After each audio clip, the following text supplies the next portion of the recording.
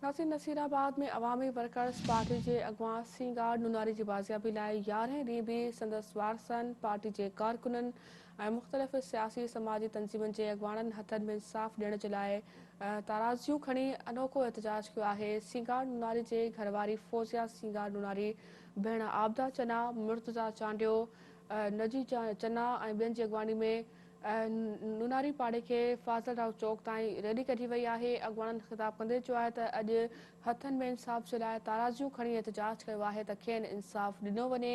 सिंगार नुनारी जे लाइ पूरो शहर गवाही पियो ॾिए त हू पुरमन अवाम दोस्त ऐं इंसान दोस्त सियासी ऐं समाजी वर्कर आहे, खेसि बिना देर आज़ादु कयो वञे।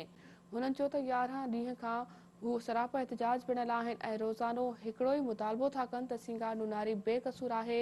जेकॾहिं मथसि को केस दाख़िल आहे त खेसि अदालत में पेश कयो वञे।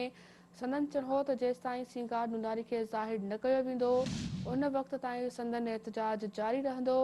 अहम ख़बर नाज़रीन अवां सां शेयर कयूं पिया। नसीराबाद में अवामी वर्कर्स पार्टी जे अॻवान सिंगार नुनारी जी बाज़ियाबी लाइ 11 ॾींहं बि संदसि वारसनि पार्टी जे कारकुननि ऐं मुख़्तलिफ़ सियासी समाजी तंज़ीमुनि जे अॻवाननि हथनि में इंसाफ़ जे लाइ ताराज़ियूं खणी अनोखो एहतजाज कयो आहे।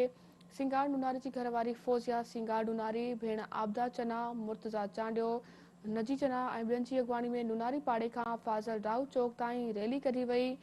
अॻवाननि ख़िताब कंदे चयो त अॼु हथनि में इंसाफ़ लाइ ताराज़ियूं खणी एहतजाज कयो आहे त खेनि इंसाफ़ ॾिनो वञे। सिंगार नुनारी लाइ पूरो शहर गवाही पियो ॾिए त हू पुरमन अवाम दोस्त ऐं इंसान दोस्त सियासी ऐं समाजी वर्कर आहे, खेसि बिना देर आज़ादु कयो वञे। इन हवाले सां तफ़सील ॼाणण लाइ राब्तो कयो आहे सिंध टीवी न्यूज़ रिपोर्टर अल्लाह बख़्श कुरैशी सां। जी अल्लाह बख़्श, अपडेट कजो इन बारे सां। जी बिल्कुल, अॼु 11 ॾींहं ते बि अवामी वर्कर्स पार्टीअ जे सॾ ते मुख़्तलिफ़ सियासी समाजी तंज़ीमुनि जे अॻवाननि, औरतुनि, ॿारड़नि नुनारी पाड़े खां फाज़ल राव चौक ताईं अनोखो एहतजाज कंदे हथनि में ताराज़ियूं खणी एहतजाज कयो आहे ऐं हुननि जे हथनि में जेके पेनाफ्लेक्स हुया उन्हनि ते बि ताराज़ियूं छपियल हुयूं ऐं हिननि जो चवणु हुयो त असां ताराज़ियूं इंसाफ़ लाइ खयूं त असां सां इंसाफ़ कयो वञे ऐं सिंगार नुनारी सां इंसाफ़ कयो वञे, छो जो सिंगार नुनारी पुरमुन शहर दोस्त, अवाम दोस्त ऐं पोरियत दोस्त सियासी ऐं समाजी वर्कर आहे। हुनजी का बि अहिड़ी सरगर्मी कोन्हे जेका गैर क़ानूनी हुजे, जेका गैर आइनी हुजे। हू सियासी ऐं समाजी कारकुन आहे ऐं हुन सभई शहरियुनि जी ख़िदमत कई आहे, पर हुनखे ज़बरदस्ती गुम कयो वियो आहे ऐं गुज़िरियल 11 ॾींहंनि खां असीं सरापा एहतजाज आहियूं, पर असांजी दाह हक़ूक़ ॿुधण वारो को बि कोन्हे।